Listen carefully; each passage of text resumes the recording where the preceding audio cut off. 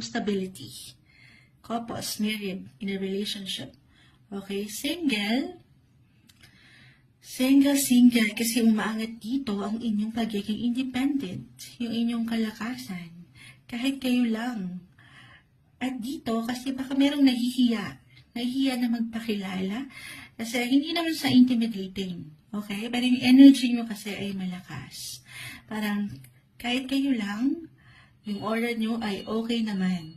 Parang feeling tuloy nitong someone na ito, yes, meron pa ako nakita, maaaring someone ito na mas mature, kung hindi man mas matanda, mas mature mag-isip, ay hindi nyo pa man ma-realize, pero nakasilay lang ito ng tahimik, okay, na hindi nito mailahad ang kanyang damdamin dahil nahihiya.